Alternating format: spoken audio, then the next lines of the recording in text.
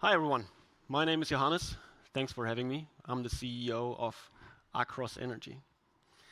So at AKROS we developed a process to store hydrogen in a salt.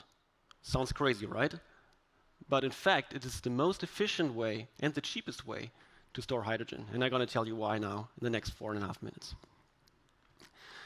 So all of you guys know that renewable energy has gone down drastically in price, right? So 95% in the last 25 years in the case for solar PV, right? However, the challenge that there is a mismatch between renewable energy production and demand prevails, right? And that's especially when it comes to timing. In the PV case, you have day and night, or summer and winter, or when it comes to location. For example, take the Middle East, a region abundant with energy, and Central Europe like Germany. So current solutions is obviously energy storage. We're looking at battery storage has been coming down drastically in price, but that's only for short durations, like up to 4 hours, maybe even up to 8 hours. But longer, it's very costly, not cost competitive. Or transporting energy, we're looking at carriers, hydrogen carriers, think of liquid hydrogen, think of ammonia, which are actually very costly if you calculate it from the beginning to the end, right? And that's where we come into play. We have developed a solution to store hydrogen in a salt, and the salt we're using is actually nothing else than baking powder, potassium bicarbonate. Besides baking powder, it's also used as in fire extinguishers, so it's a widely used compound, cheap and available. So we're loading this baking powder with hydrogen, and what's being formed is potassium formate, another substance widely used, especially as a de-icing agent when you see at the airport when the wings are being de-iced, or in drilling operations like in the deep sea, so actually out there in nature. So how do we do that? Oh no, let's say summarize. It's cheap and available substances, and it's super safe. Like both of these salts are non-flammable, toxic, or hazardous, and they're very easy to handle with existing equipment. So how does it work? We're taking the hydrogen gas at 10 to 30 bar, right, as it comes out of the electrolyzer, together with the baking powder that's in water solution. So we're feeding it into our reactor. It's a heterogeneous catalysis, fixed bed reactor, and where the hydrogen and our salt solution meet, the formate is being formed, right?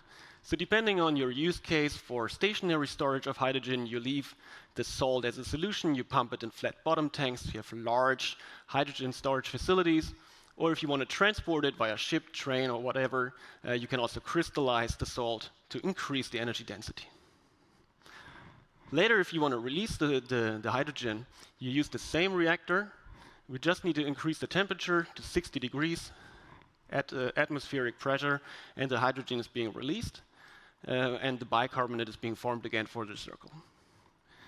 So really what unlocks the reaction here is also the key of our innovation, and that's the catalyst that we have been developing over the last 5 years together with research partners. And the process is really, really efficient. If you consider the energy you have to put in to get the hydrogen in and out of the system, it's 2x more efficient than with ammonia. But not only of this kind of a storage plant, not only the OPEX are really low to the low temperature and pressure, but also the CAPEX. Because what it really is just a smart tube like the reactor and a couple of heaters, pumps, and compressors. And that makes it very scalable and low in CAPEX. And that together really brings us down to the levelized cost of storage as the leading hydrogen carrier from a cost perspective. Furthermore, we're looking at easy permitting and fast construction because it's non-hazardous and standard components. So where are we as a company? We have been testing this in a lab environment. 3 years ago, we built our lab demonstrator. Right now, as we speak, our pilot plant is being welded and finished. We're starting with commission right after Easter, and we're already in the construction or in the engineering of our first-of-a-kind plant to be built by the end of 2027.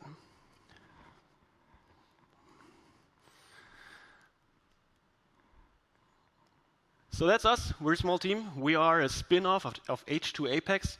H2 Apex is a pure player in green hydrogen, doing EPC projects, green hydrogen production, and services. And we're sitting in Rostock, just 2 hours north of Berlin. Right now, we are looking for customers and partners to realize first projects here and globally, and we're looking for investors. So thanks for listening. I will be out here today at the H2 Hub booth, or reach out to me via email. So thanks for